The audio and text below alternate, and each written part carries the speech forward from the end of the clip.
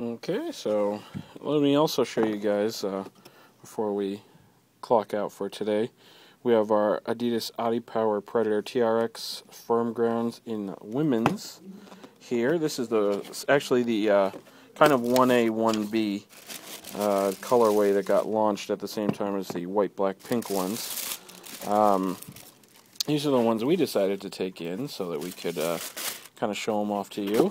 They are pretty darn good. Actually, I like them so far of what Adidas has offered for this year, and truthfully this last full year, dating all the way back to 2010. This is actually one of my favorite women's shoes that we've come out with, or I should say that Adidas has come out with. My mistake. They're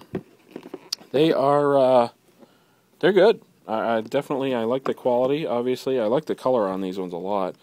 I think I actually like it a good deal better than all these, whites and pinks and all that sort of stuff that most, manufacturers are coming out with for women's boots. So it's kind of a step in the right direction.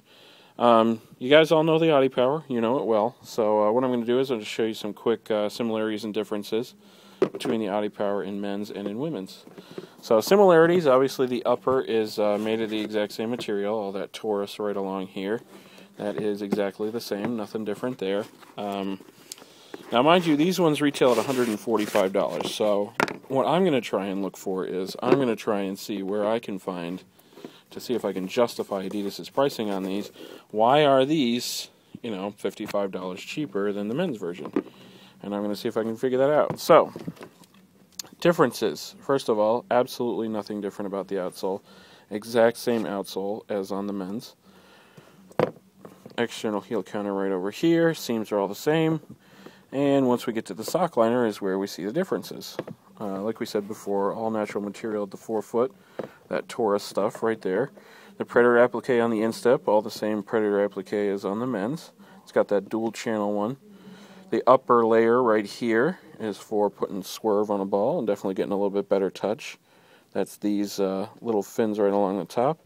And then down below, that deeper channel right there, for powering through a ball and getting a little bit of bounce off of that rubber. So, differences is the entirety of your differences are the sock liner, which says Adidas Women, and it's a little bit softer, and it actually has a little bit of a depression in the heel to cradle a high arch, which more women have high arches than men do. So, and then you have this liner right along the inside of the shoe, all the way to the forefoot, which is kind of like a microfiber. It feels like a suede or a nubuck material. So it's obviously very little bit different than the men's ones, which has kind of like that little cell design all through the interior there. And the sock liner, there's no pour-on on this one the way there is on the men's version. The only other difference is in shape of the shoe. It's got a little bit of a lower profile, and it's a little bit narrower than the men's version, which is widely true of women's shoes. The majority of them are made, specifically for a women's foot, which tends to be just a little bit more slender and just a little bit shorter than a men's foot. So, that is the long and short of your differences between men's and women's.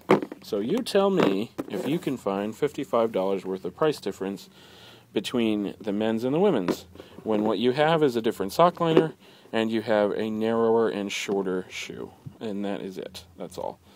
So you're saving $55 by basically having a smaller foot. I'm not shocked, obviously, by that. That's a fairly common occurrence. Adidas actually tends to be the biggest proponent of that. Nike does tend to charge the same amount for women's shoes that they do for men's. For instance, next year, there's going to be women's Maestries, and those ones are going to go for $190, just like the men's ones are going to go for.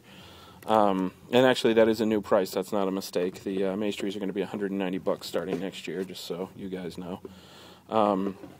But these ones right here are $145 as compared to the men's being at $200. And it's going to be true of all of the women's shoes from Adidas over the course of the next year. It's the same with the Adi Zeros and all that sort of stuff. They're all going to be significantly cheaper than the top-end men's stuff. But anyway, that's really just kind of that's really the meat and potatoes of what's different here. Not much else to it. Like we said, exact same outsole. It's got the power spine, same deal there. Only difference is that sock liner and the interior of the shoe. That's really it. So, but yeah, I mean they are really just a terrific shoe. I mean, you know, you guys have seen them in action at this point. A lot of you have now worn them, so you kind of know it better than anybody. But if anybody's looking to pick these bad boys up too, you can get them on goldstore.com, and we're going to have another colorway coming shortly. So, but yeah, I mean, women's shoes, it's kind of a weird thing. Over the course of the past 2 years, all of a sudden there's a lot more women's shoes than there used to be, and there are also a good deal more quality put into them. So this is kind of a shining example of that. Last year's Predators for women's, the Pred X versions, they were not bad, no question about that. As far as the Pred X's go, they were the best of the lot, but these ones put those ones to shame. So, but yeah, check them out on Gold Store, and if you guys have any questions, you know where to put them. And thanks very much for watching. We appreciate it, guys.